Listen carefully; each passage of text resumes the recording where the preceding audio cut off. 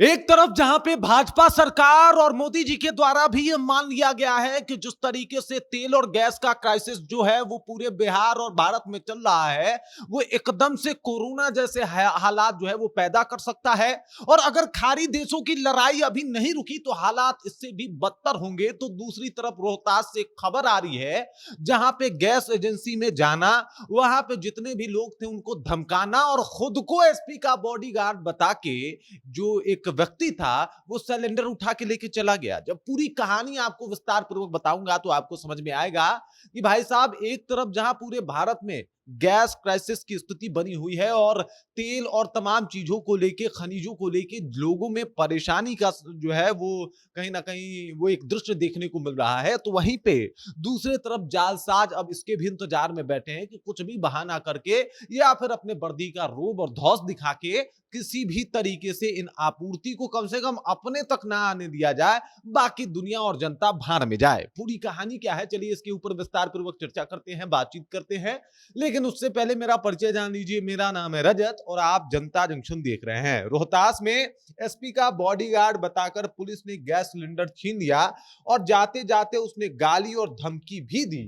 मतलब gas cylinder जो है वो छीन लिया, लिया नहीं गया साहब, छीन लिया गया और खुद को जो है उसने एसपी का जो है वो बॉडीगार्ड बताया। बिहार में एलपीजी सिलेंडर को लेकर इस कदर अफरा तफरी बची हुई है साहब कि पूछिए मत, और उसी का आलम जो है यहाँ पे देखने को मिल रहा है। संचालक उदय शंकर ने आरोप लगाया है कि अरुण कुमार सिंह नामक व्यक्ति अपने आप को पुलिसकर्मी बताते हुए बिना नंबर लगाए रसोई गैस मांग रहा था और वो खुद को बार बार रोहतास एसपी का बॉडीगार्ड बता रहा था। लेकिन जब मैनेजर ने बिना नंबर लगाए गैस सिलेंडर नहीं देने की बात कही तो उसके साथ गाली गलौज तक शुरू कर दिया और गाली गलौज की उसने धमकी दी। और इस दौरान मैनेजर से बात कराई तो फोन पर अरुण कुमार सिंह ने गंदी गंदी गाली दी और एजेंसी बंद कराने तक की धमकी दे दी। कहा कि चुपचाप सिलेंडर दे दो नहीं तो एजेंसी बंद करा देंगे। और इस तरीके का अफरा तफरी का माहौल जो है वो रोहतास के गैस एजेंसी के ऊपर देखने को मिला। और साथ ही साथ वो व्यक्ति बार बार अपने आप को एसपी का बॉडीगार्ड बता रहा था। साहब, एसपी का बॉडीगार्ड हो या फिर कोई एसपी हो, पहले तो कानून हाथ में लेने और बाकी इस तरीके से काम करने का इजाजत, परमिशन किसी को जो है वो नहीं दिया जाता है। बाकी अगर आप एसपी साहब भी हैं तो आपको अगर कतार लगी हुई है तो लाइन लगा के ही आपको आना पड़ेगा। आप ऐसे जाके किसी भी तरीके से गैस सिलेंडर या कोई भी काम नहीं करवा सकते। और उस समय में जब गैस की अफरा तफरी है, गैस का क्राइसिस जो है वो एलपीजी गैस का क्राइसिस चल रहा है, तब इस तरीके की हरकत करना कहीं ना कहीं ये दंडनीय जो है वो अपराध है। और इस बात को लेके अब एकदम से अफरा तफरी का माहौल जो है वो बना हुआ है। अब जो है इसको लेके जांच की बात है। इधर गैस एजेंसी संचालकों में नाराजगी है। इस घटना के बाद जिले के गैस एजेंसी संचालकों में नाराजगी है।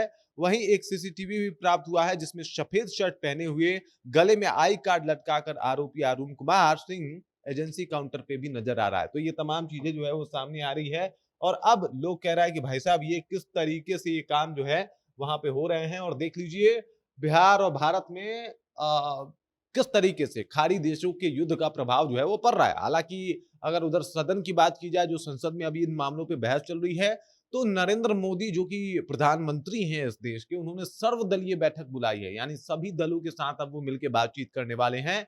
यानी अभी ये समस्या और ज्यादा गंभीर होने वाला है, ये समस्या रुकने वाली नहीं है। ऐसे में लोगों को धैर्य से काम करना पड़ेगा। लगातार पीएम मोदी का ये कहना कि कोरोना जैसी विकट स्थिति हो सकती है और ऐसे में हम सब लोगों को संभलने की और समझने की जरूरत है, ये उस बात की तरफ इशारा कर रहा है कि महंगाई भी चरम पे पहुंच सकती है। पेट्रोल और डीजल का दाम भी बढ़ सकता है। इसके अलावा गैस के कमी से हर एक चीज का रेट जो है उसमें आपको इजाफा देखने को मिल सकता है, क्योंकि हर एक चीज आजकल या तो इलेक्ट्रिसिटी पे चल रहा है या फिर चल रहा है गैस पे। और वैसे में अगर गैस और इलेक्ट्रिसिटी दोनों महंगा होता है तो इसका हर एक जगहों पे कहीं ना कहीं ये सारी समस्याएं देखने को मिलेगी। और ये समस्या जो है कहीं ना कहीं पूरे भारत को परेशान कर रही है और इसी को लेकर सर्वदलीय बैठक बुलाई जा रही है। तो दूसरे तरफ ये अफरा तफरी करने वाले लोग, ये धौंस दिखाने वाले लोग, ये कोई अपने आप को जो है वो गृह मंत्री का कुछ बता के लेके जा रहा है तो कोई एसपी का बॉडीगार्ड बता के जा रहा है। ऐसे लोग, इनके ऊपर कार्रवाई करने की जरूरत है, क्योंकि ऐसे अफरा तफरी के हालात में अगर ये लोग बाज नहीं आते तो समस्याएं और विकट हो सकती है। बाकी इस खबर, इस जानकारी को लेकर आप क्या सोचती हैं? आपके जहन में क्या कुछ चल रहा है? कमेंट कीजिए, अपना विचार हम तक पहुंचा दीजिए। बाकी आप देख रहे हैं जनता जंक्शन और मेरा नाम रजत है।